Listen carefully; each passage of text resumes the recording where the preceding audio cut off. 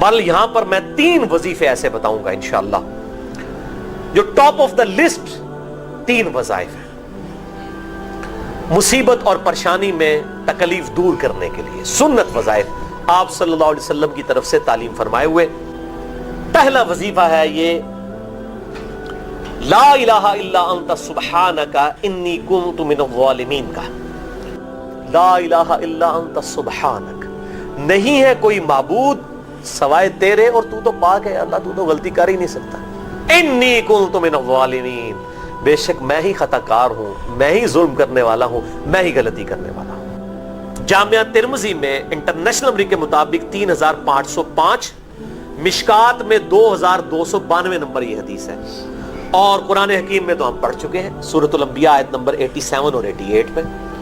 आप सल्लल्लाहु अलैहि वसल्लम ने इरशाद फरमाया कि यूनुस अलैहिस्सलाम ने मछली के पेट में अपने रब को इन अल्फाज के साथ पुकारा था, ला इलाहा इल्ला अंता सुब्हानका इन्नी कुन्तु मिनज़ ज़ालिमीन।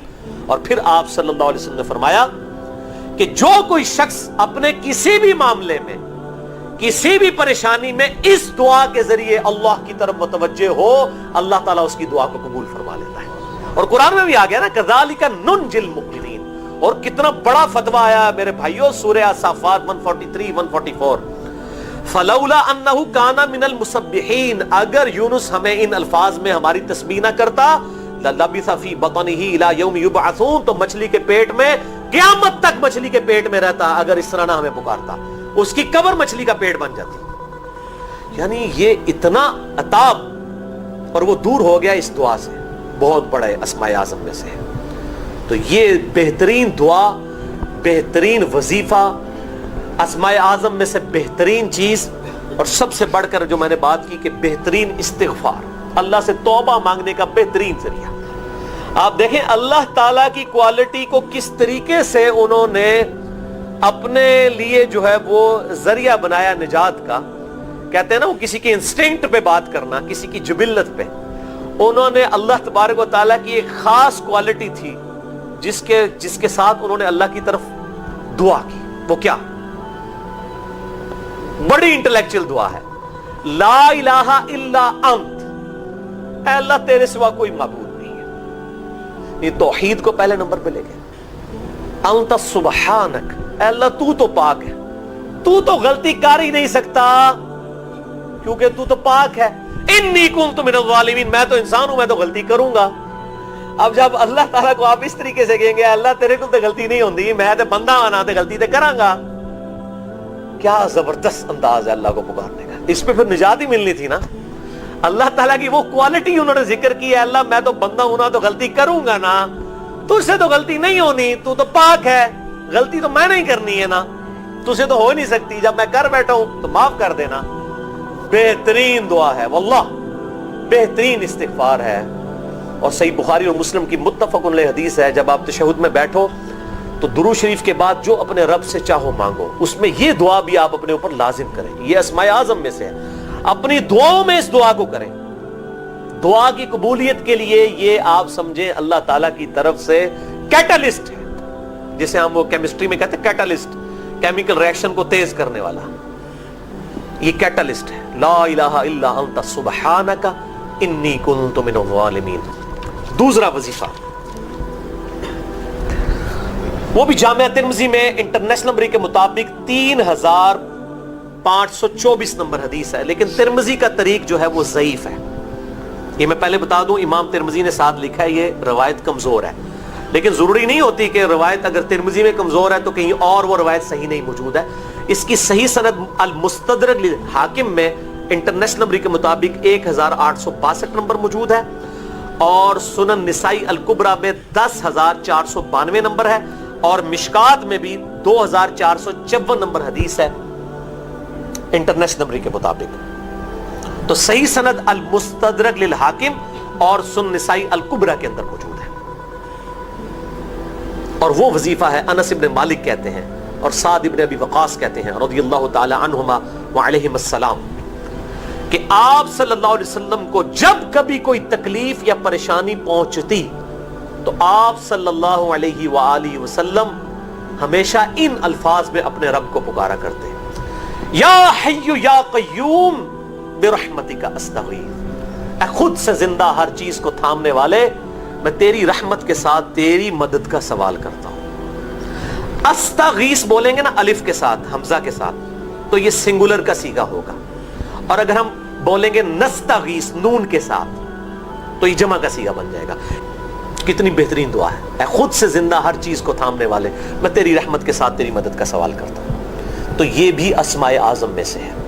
بہرحال یہ دوسرا وظیفہ ہو گیا۔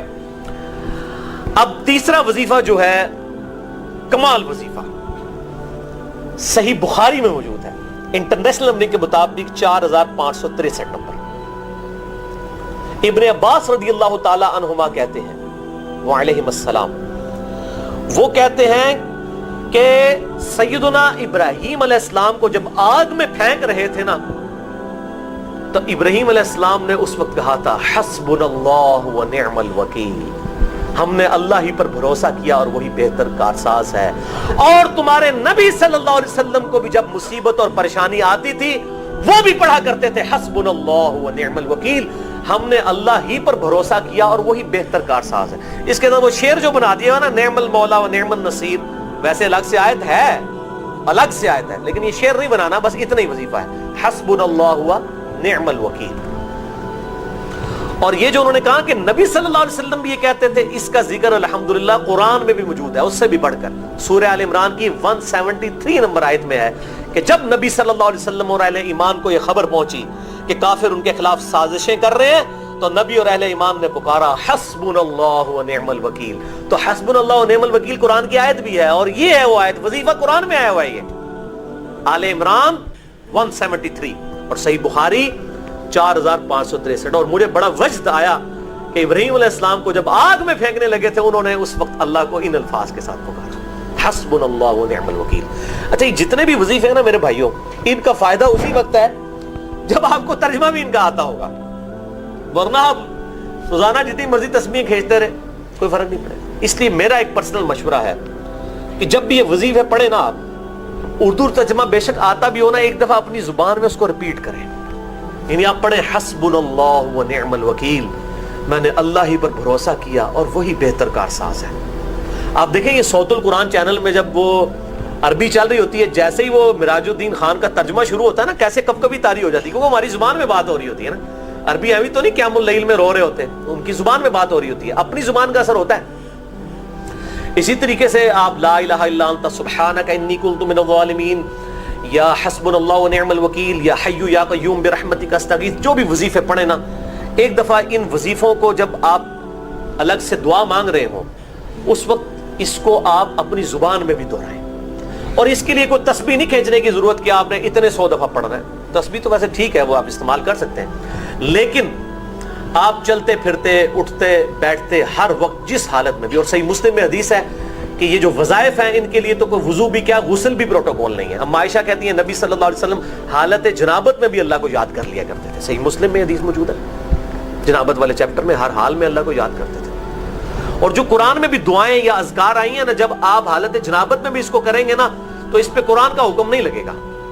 جامعہ ترمذی اور ابو داؤد میں جو حدیث ہے کہ حضرت علی کہتے ہیں نبی صلی اللہ علیہ وسلم کو حالت جنابت کے علاوہ کوئی اور حالت قرآن پڑھنے سے مانے نہیں ہوتی تھی، تو اس سے مراد قرآن کی تلاوت ہے۔ اگر قرآن کی دعائیں جیسے ہیں بسم اللہ الرحمن الرحیم، یہ بھی تو قرآن ہے، سبحان اللہ بھی تو قرآن ہے، الحمدللہ بھی تو، یہ اذکار جو ہے نا، جب آپ اذکار کی نیت سے پڑھ رہے ہوں گے پھر یہ قرآن نہیں شمار ہوں گے، ذکر شمار ہوں گے، اور اس کے لیے نہ وضو پروٹوکول ہے اور نہ غسل کا ہونا ضروری ہے، ہر حال میں اللہ کو یاد کریں۔